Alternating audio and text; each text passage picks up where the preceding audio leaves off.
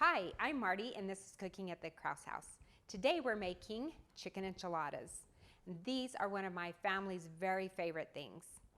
So you'll probably notice there's no red sauce. These are completely white, and they're also made with flour tortillas, which is different. Inside the filling is cream cheese and Monterey Jack and sour cream and lots of chicken, and they're just so different and yet so delicious. You should try them. I think you guys will really like them.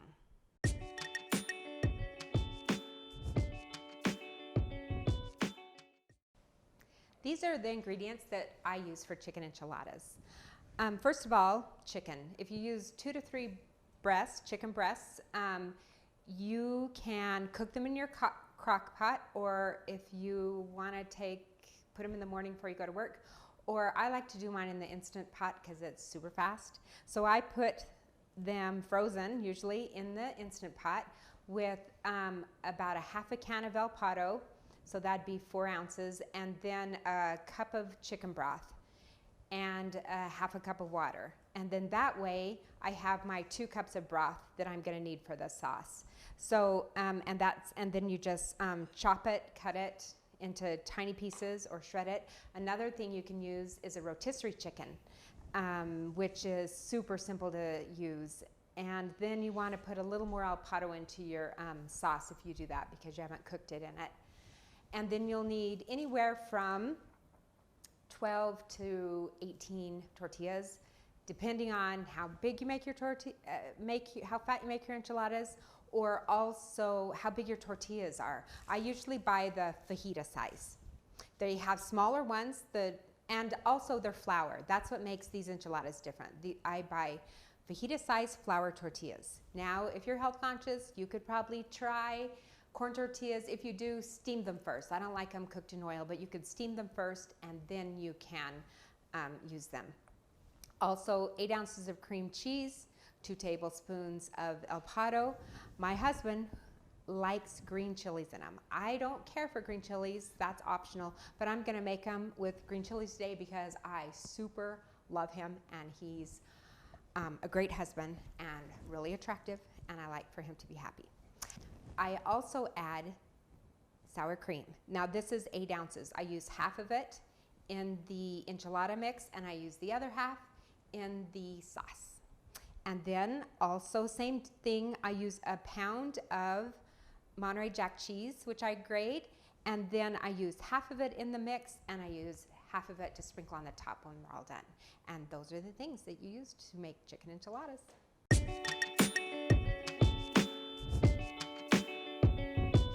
So for the filling, we're going to dump this meat into our bowl.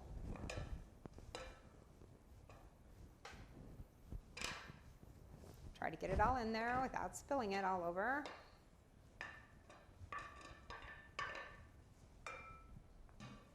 All right, then we're gonna add our cream cheese. And remember, this is 16 ounces, so I'm just gonna put in about half of it. That looks good. I already halved the cheese, so this is just half of a 1 pound grated, and I'm gonna put all of that in there.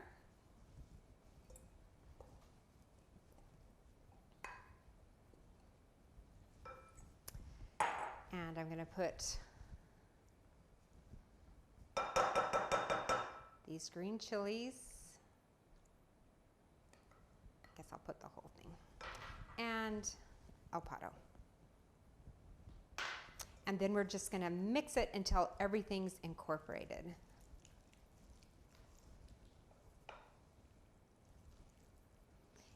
It's best if you have your cream cheese softened. That makes it a lot easier. Whoops.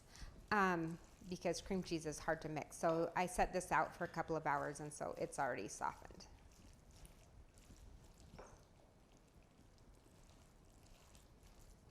You want to turn it to make sure you get all the chicken, everything mixed up and coated with the cream cheese and sour cream.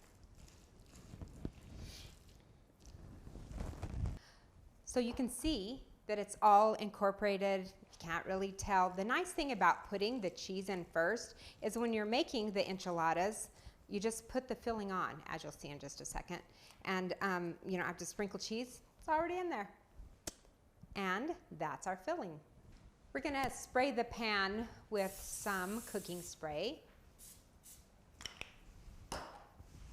And then we just take a spoonful of sauce, put it on the tortilla, and wrap it up. Put it in our pan. And we just repeat this until we fill our pan up. Pretty simple.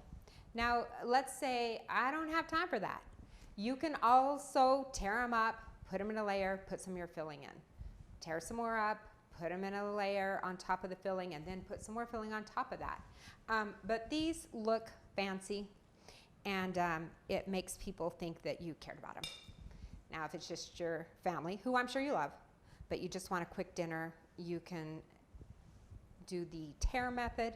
But these just look so nice and delicious, and it doesn't really take that long to do it. So you just continue this until you fill your pan. For the sauce, we're going to use our 2 cups of broth, a can of cream of chicken soup, 2 tablespoons of Pato, the other cup of sour cream, and then we'll top it all with our cheese. Now, you can see my bowl still has the leftovers of the filling. I don't like to do a lot of dishes, and why waste it? So I'm going to just use the same bowl, mix the stuff up, and whatever's left over from the filling just becomes part of our sauce. I wanted to say that when I rolled all the tortillas, this recipe made 20 fajita-sized tortillas. So I put part of them in another pan. But so that's about how many it makes, and we fill them pretty full. So I'm going to start with the cream of chicken. Not a super big fan of cream of chicken, but it tastes pretty good in here, so I'm gonna go with it.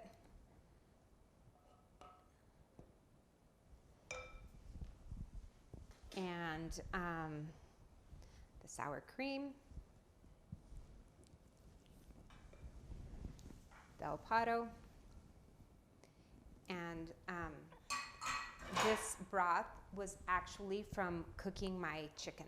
So I'm gonna dump that in. And I'm not gonna dump all of it. I'm gonna see if I need it. Now the cream of chicken really makes this sauce thick. So you want to add more liquid if you need to. So even after this 2 cups, if we don't feel like it's thin enough to make a sauce, because you don't want to have to spoon it on there. We want to just be able to pour it over the top.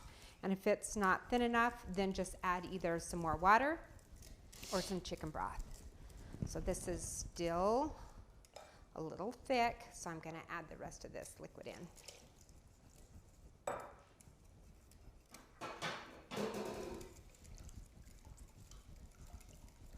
And that looks perfect. So I'm going to just pour this over the enchiladas.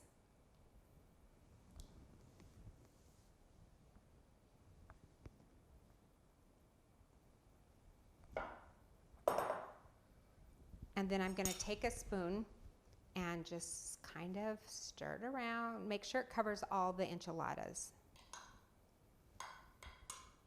You don't, otherwise they'll get kind of dry if you don't have enough sauce on them.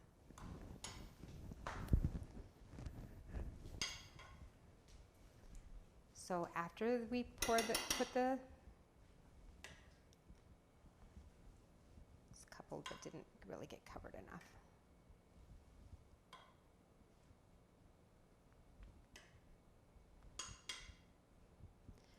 Okay, so after we cover them with the sauce, we're just going to sprinkle on the cheese.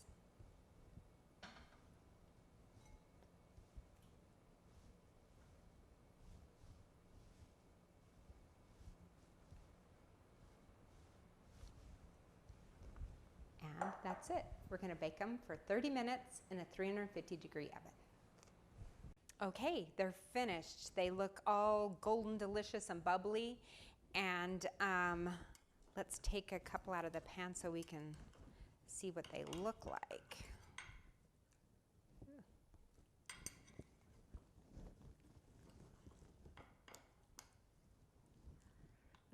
They're juicy.